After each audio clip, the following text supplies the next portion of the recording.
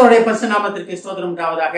இன்றைய ஜீவ வார்த்தை நிகழ்ச்சியை கேட்டுக்கொண்டிருக்கும் அனைவரையும் கர்த்தருடைய பரிசு நாமத்தினால் வாழ்த்துகிறேன், ஆசீர்வதிக்கிறேன். இன்றைய தின தியானத்திற்கு தேவன் கொடுத்த வேத பகுதி அது ஆகாய் தீர்க்கதரிசி என்ற புஸ்தகம் 2ஆம் அதிகாரம் 5ஆம் வசனம். ஆகாய் 2:5 அதன் பின்பகுதி. நான் உங்களுடைய உடன்படிக்கை பண்ணின வார்த்தையின்படியே என் ஆவியானவரும் உங்கள் நடுவிலே நிலை கொண்டிருப்பார், பயப்படாதேயுங்கள். இன்றைய தினம் கர்த்தர் உங்களை நோக்கி சொல்கிற ஒரு வார்த்தை, பயப்படாதேயுங்கள், பயப்படாதிருங்கள். ஏன் பயப்படாதிருங்கள்ன்றாரா?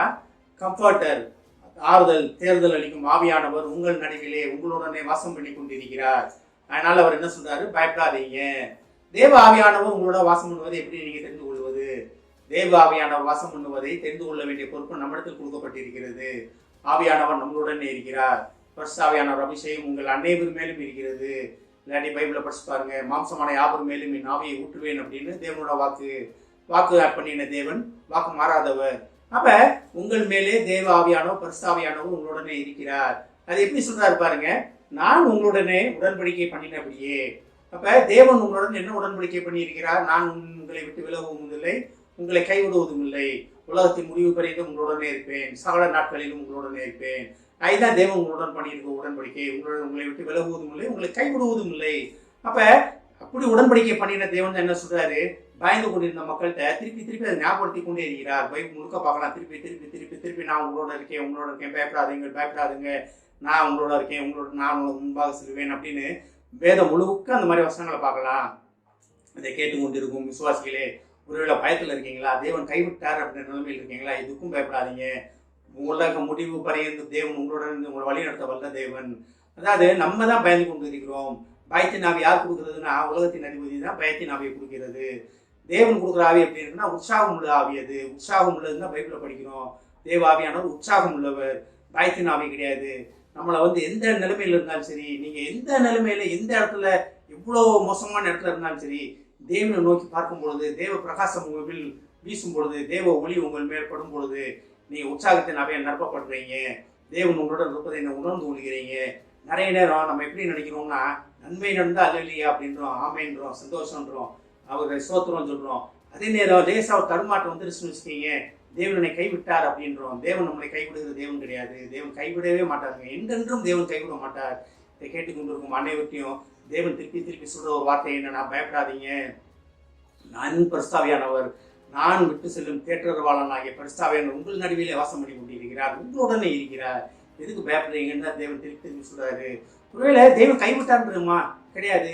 ஒருவேளை தேவ சித்தத்தை அறிந்து கொள்ளாமல் நம்ம சுயத்தில் நடக்கும் போதுதான் நம்மளுக்கு அந்த தடங்கள் பிரச்சனைகள்லாம் வருது. ஆனா தேவனோட சித்தத்தை அறிந்து கொண்டு அதன்படி நடக்கும் போது நம்ம வாழ்க்கையில் எங்கேயுமே பயமே கிடையாது, எங்கேயுமே தடங்கள் கிடையாது, எங்கேயுமே பிரச்சனை கிடையாது, எங்கேயும் தோல்வி கிடையாது.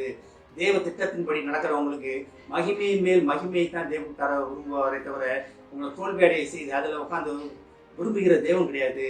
உங்கள் வருத்தம், உங்கள் கஷ்டங்கள், கண்ணீரை பார்த்து சந்தோஷப்படுகிற தேவன் கிடையாது. ஒருவேளை உலகத்தின் அதிபதியாக நினைச்சு சந்தோஷப்படலாம். ஆனால் கைவிடாத தேவன், என்றென்றும் மாறாத தேவன் உங்களுடன் உங்கள் நடுவில் வாசம் பண்ணுகிற பரிசுத்தாவியான துணையோடு நீங்கள் உலகத்தை மேற்கொள்ளும் பொழுது தேவன் சொல்லுகிற வார்த்தை தான், பயப்படாதீங்க, பயப்படாதிருங்கள், பரிசுத்தாவியானவர் உங்கள் நடுவில் இருக்கிறார். ஒருவேளை இதுவரைக்கும் நீங்கள் புரியாமல் இருந்தீங்கன்னா இன்றைய தினத்திலிருந்து அதை புரிந்து கொள்ள முயற்சி செய்யுங்க. ஆவியானவரே, நீங்கள் என்ன நடுவில் இருப்பதை, நீங்கள் எங்கள் மத்தியில் இருப்பதை, நீங்கள் எங்கள் வாய் மூலமாக பேச ஆசைப்படுவதை, நீங்கள் என்னை வழி நடத்துவதற்கு ஆசைப்படுவதை நான் உணர்ந்து கொள்ள வேண்டும் ஆண்டவரே. அதை நான் எப்படி உணர்ந்து கொள்வேன்ட்டு அவர்கிட்டயே கேளுங்க. அவர் உங்களை கரம் பிடித்து நடத்த வல்ல தேவன். எது வேணா அவர்கிட்ட கேட்கலாம், என்ன வேணா கேட்கலாம்.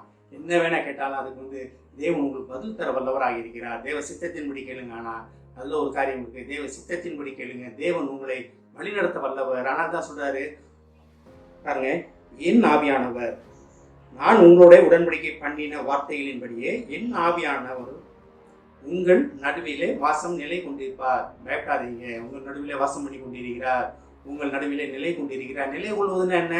விட்டு பிரியாதுதான் நிலை கொள்வதுன்னு அர்த்தம். அப்போ உங்களை விட்டு பிரிந்து போகிற தேவன் கிடையாது. நீங்க தான் அவர் ஆவியானவர் விட்டு பிரிந்து வந்து விடுகிறோம். இன்றைய தினத்தில் ஒரு முடிவு கொடுப்போம். ஆவியானவரே, நீர் எங்கள் மத்தியிலே வாசம் பண்ணுவதை நான் உணர்ந்து உண்டு, அதன்படி நான் நடக்க எனக்கு உதவி செய்ய மாட்டவர். காய்த்தின் ஆவியை நிறுத்தப்பட்டதற்காக நன்றி ஆண்டவர்னு தேவன் நோக்கி கேட்போம்.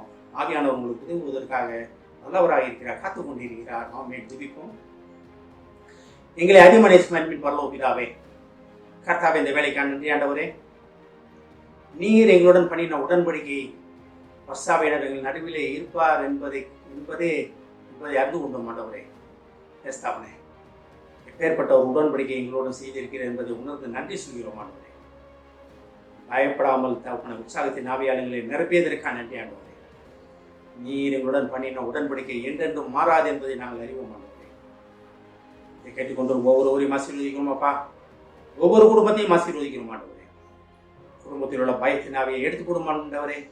இன்றைய தினம் என்ன நடக்குமோ, நாளைய தினம் என்ன நடக்குமோ, பிள்ளைகளுக்கு என்ன நடக்குமோ, கணவன் மனைவிக்குள்ள பெற்றோர்களுக்குள்ளே என்ன நடக்குமோ, இவ்வளோ கடன்கள் இருக்கிறது, இவ்வளோ பிரச்சனைகள் இருக்கிறது என்று பயந்து கொண்டிருக்கும் அனைவரையும் தகப்பனே பரிசுத்தாவியானவரை நீர் உற்சாகத்தினாலே வழிநடத்தும். சகல போராட்டத்திற்கும் விடுதலை நீர் ஒருவரே என்பதை உணர்ந்து அதன்படி நடக்க உதவி செய்யும். ஆசீர்வதிக்கணும். இயேசுவின் மூலமாய் கேட்கிறேன் நல்ல பிதாவே, ஆமென். கர்த்தர் உங்களை ஆசீர்வதிப்பாராக.